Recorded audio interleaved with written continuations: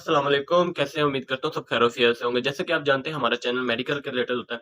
ते जदों भी कोई भी वीडियो आनी है तो आप लोगों के पास मेडिसिन के मुतालिक ही आएगी।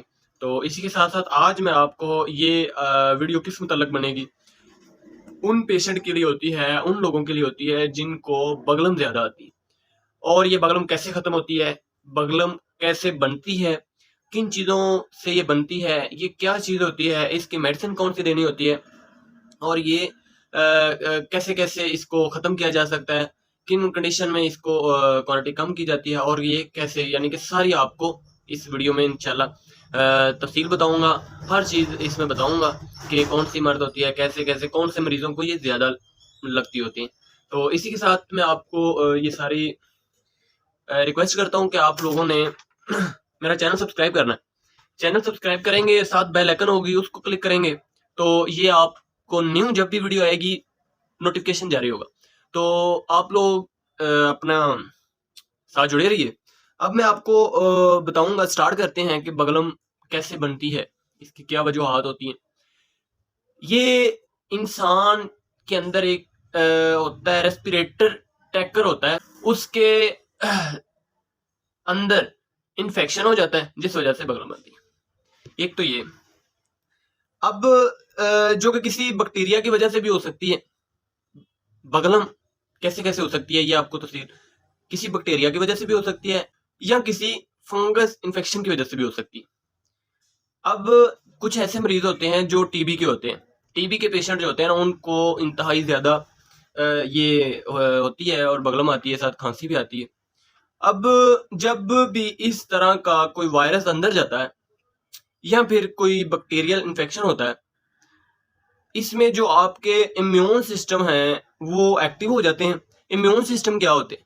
अब मैं आपको ये भी बताऊँ, इसमें उसने बताया कि जो इम्यून सिस्टम एक्टिव हो जाते हैं उस वजह से भी ये बगलम आना शुरू हो जाती है। एक नंबर 1 पे ये आता है इम्यून सिस्टम के लिम्फोसिट एक होता है, एक माइक्रोफेजेस होता है।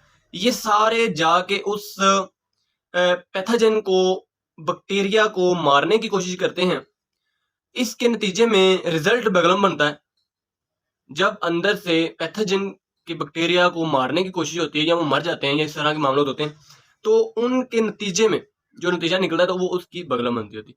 तो फिर उसके बाद क्या होता है, इनकी वजूहात होती है, बगलम बनने की वजूहात कौन-कौन सी हो सकती है। जैसे कि कह सकते हैं कौन से मरीजों को बन सकती है, इसमें आपको ये देखें, टीबी के जो मरीज हैं मैंने ऊपर बताया था, टीबी के पेशेंट को भी बन सकती है बहुत ज़्यादा।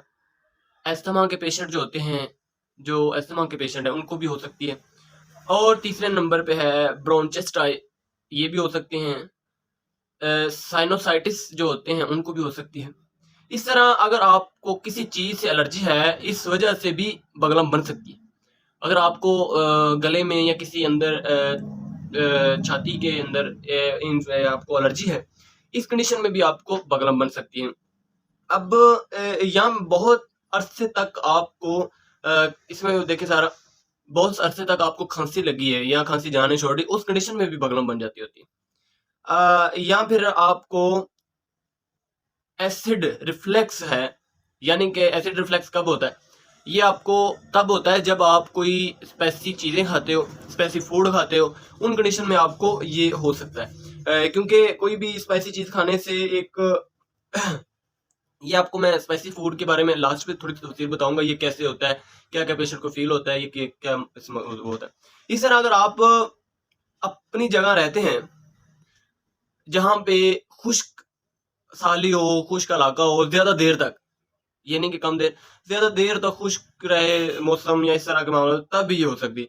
अब हम आपको खानों की बात करते हैं, जो खाने आप खाते हैं, उन कंडीशन में आपको हो सकता है। ये ऐसी कोई भी चीज़ जिसमें विटामिन हो या फिर एसिड रिफ्लेक्स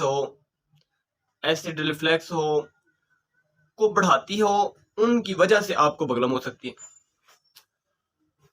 देखें, हिस्टामिन ये भी आपको बताता हूँ, एसिड रिफ्लेक्स भी बताता हूँ, ऊपर भी मैंने आपको बताया था।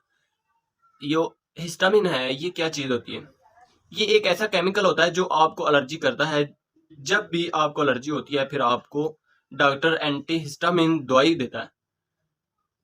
ये एक ऐसी मेडिसिन होती है, ऐसी ड्रग होती है, ये आपको उस नाम से मिलेगी, तो उससे क्या होगा, आपकी एलर्जी कम होगी, ये उस चीज को ब्लॉक कर देता है।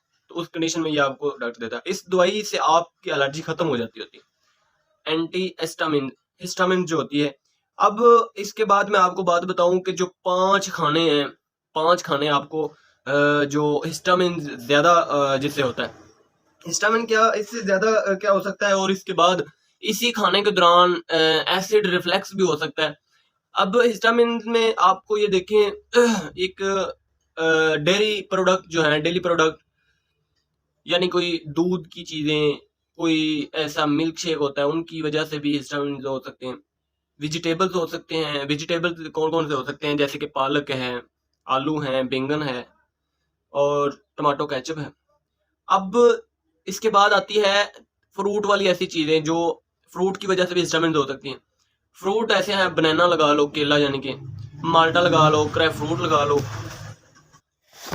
इसमें ना मैं आपको बता रहा हूँ कि मैंने आगे वीडियो बनाई है तो 3 दफा मुझे ना डिस्टर्ब किया है एक पेशेंट ने, तो इस वजह से मैं माजरत खुआऊँ आप सबसे भी कि सही से वो नहीं हो रहा। बात थी वो वेजिटेबल की कि कौन से वेजिटेबल आपको बगलम ला सकते हैं। अभी मैं जो पेशेंट को दे के आया मेडिसिन, उसको भी ऐसी बगलम थी। मैंने बताया था आपको कि बगलम इस वजह से होती है, खांसी की वजह से, ज्यादा देर तक खांसी रहे तब भी हो सकती है। अब जो पेशेंट आया था ना, ये आपको ये बता दूं कि कुछ पेशेंट क्या करते हैं, वो ये कहते हैं कि मुझे ना बगलम आ रही है खांसी की वजह से। ये गलत है, खांसी की वजह से बगलम आती होती है, और वो बता रहे हैं कि बगलम की वजह से खांसी आ रही है।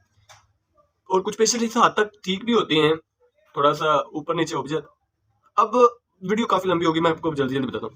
फ्रूट कौन कौन से, बनाना की वजह से भी आपको कौन सी हो सकती है, माल्टा की वजह से भी, ग्रेप फ्रूट की वजह से भी हो सकती है। इसके साथ आपको स्पाइसी फूड जो होता है, मैंने पीछे वो एसिड रिफ्लेक्स की बात मैंने रोकी थी कि मैंने आपको आगे बताऊंगा।